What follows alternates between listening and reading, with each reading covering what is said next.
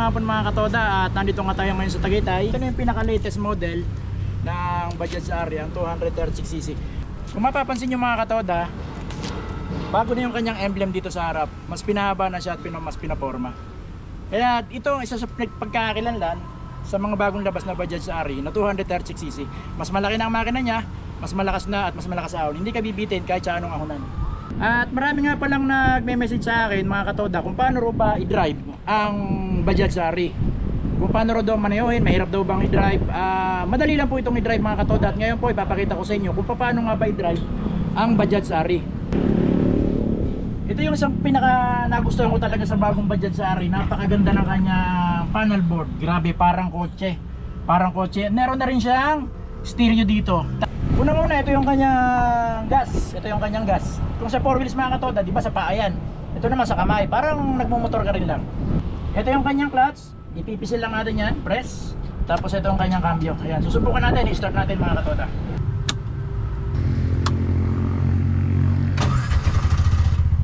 Ito yung kanyang cambio. Ito yung kanyang gas. Ito yung kanyang clutch.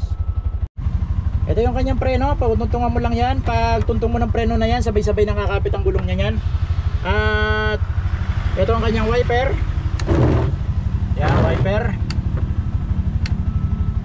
Tapos ito yung kanyang park light. Pagbaba mo, ayan, nakabukas ng headlight.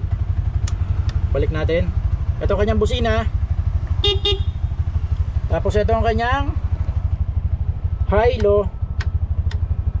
Tapos ito yung kanyang flasher. Flasher sa kaliwa. Ayan, mapapansin nyo, nagpa-flasher ng kaliwa. Flasher sa kanan. Ayan, ito lang yung kanyang flasher. Ayan, at ngayon mga katoda, susubukan na natin i-maneho ang ating Bajaj Ari. Unang-una, tapakan ng preno. Tapos i-release ang handbrake. Pag-release ng handbrake, kaklats mo lang siya. Tapos kakambya mo siya. Ito nga palang Bajaj Ari, mayroong 4 speed. Primera, segunda, tercera. Hanggang kwarta ang kanyang cambio. Yan, ito yung gas niya. Clutch. Tapos cambio.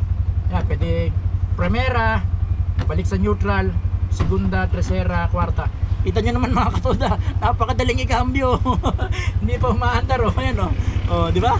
Napakadaling i-cambio. Iba-iba talaga ang Bajaj. Oh, ayan. Naka-neutral ulit tayo. Primera natin. Primera, tapos unti-unti mo siyang lalagyan ng gas.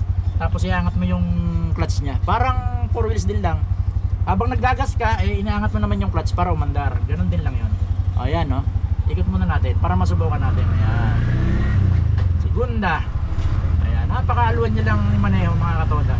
Talagang, o, ayan, tercera. Naka-tercera na tayo. O, liliko muna tayo. Ayan, primera ulit tayo kasi umabante tayo. Tapos cambio, segunda. Segunda, naka-segunda na tayo mga katoda. Ayan, o. Tapos tercera tayo. Yun, tercera. Tercera tayo. Kasi medyo ahon to, kaya hindi na tayo magkukwarta. Ayan, tercera. Dito nga pala tayo sa Tagaytay. Ayan, o, Sky Ranch. Punta pa tayo ng Sky Ranch. Okay, lalabas tayo ng highway. Napakadali lang niyang maniyohin mga katoda. Talagang masarap maniyohin dahil napakalambot lahat. Saka ito ang maganda rito talaga. Yung kanyang dashboard. Hindi ako nagsasawang tingnan itong kanyang dashboard. Kasi yung aking ganitong isa na lumang Bajaj Ari, hindi naman ganito ang dashboard. Laki ng pinagkaiba talaga.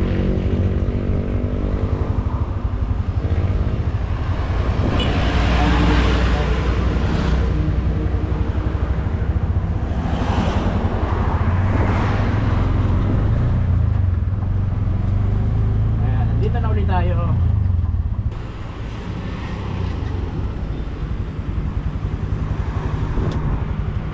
Handbrake, napakasimple lang. At ito na nga mga katoda, naipakita ko na sa inyo kung paano i-maneho ang ating Bajaj Ari. Napakadali lang i-maneho, napakalambot. Kahit babae, kayang-kaya ito yung maneho. At ito, para sa akin, practical. Okay na sa akin pampasada, pang service ng pamilya at saka pang negosyo, small business. Kailangan nyo, naghanap kayo ng mga service, tamang-tama lang siya. Panghanap buhay, tamang-tama lang siya. Bakit ka mo? Mas malaki ang kanyang upuan, mas marami mga isasakay. Kasya rito ang tatlo kasama ng driver. Tapos tatlo din sa likod. Bali, 6 ang pwedeng isakay nito. Saka isa pa, walang problema sa ahon. Okay sa akin yung review ng Bajaj Sari na ito na 236cc. Ito na kasi yung 236cc ng bagong labas ng Bajaj Sari. At yung mga interesado nga pala kumuha ng gantong sakyan, kung gusto nyo mag-avail, madali lang po. Andyan po sa comment section yung ating link. I-click nyo lang po yan sa comment section. At pagka na-click nyo na po yan, ganito na po ang lalabas dyan. Yan.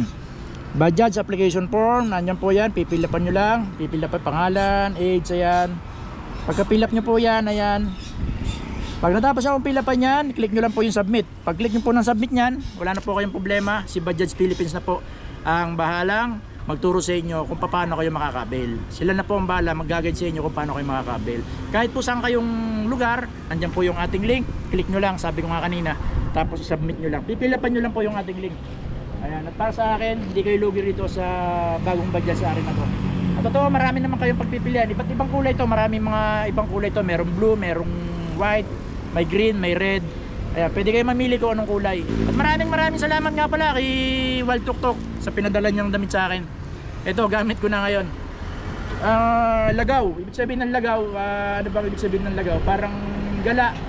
Ayun, parang pasyal-pasyal lang. Ito po siya, si Wild Tuktok. Si Wild Tuktok po, yun ang malupit dahil nakabukyo lang siya. Halos malibog niya talaga ang buong Pilipinas. Follow nyo rin po siya, subscribe nyo rin ang kanyang YouTube channel, si Wild Tuktok. Maraming salamat, Wild Tuktok. Ito ang kanyang logo, Wild Tuktok. Yan. Maraming salamat sa pinadala mo sa akin. At saka binabati ko rin nga pala yung mga kasama natin dyan sa Mendes, yung mga kasama nating Toda dyan, kasama natin sa Hanap Buhay. Taktakan Bukal Toda at saka iba pa mga Toda dyan sa Mendes, marami kami dyan. Shoutout sa inyo lahat, ingat po kayo lagi sa ating pagmamaneho. Ibaling wala tayong malaking kita, basta importante nakakauwi tayo ng safe sa ating mga pamilya.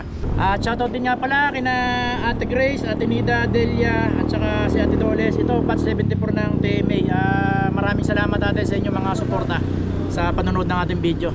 Sila naisakay ko nung nagbiyahe ako sa Mendes nung mga nakaraang araw, nasakay ko sila. Ayan, shoutout din kay Boss Kenneth Corpus. Ingat lagi. Ayun, maraming salamat sa mga nanood. Hanggang dito ko na lang muna tatapusin ang ating video. Kung nagustuhan nyo po ang aking munting pagtuturo sa inyo kung paano i-drive itong Bajaj Sari, pasubscribe po ng ating YouTube channel, Jto The Vlog. Sa Facebook naman po ay Jason Martinez, JSON Martinez. Pa-follow na rin po ng ating Facebook. Paano mga katoda? Kung ikay naghahanap ng pambiyahe, abay kumuha ka na nito. Magpapahuli ka pa ba? May mga ibang promo ngayon sa ibang dealer. Ano pang inintay mo? Bida ka pag naka-Bajaj Sari ka. Okay?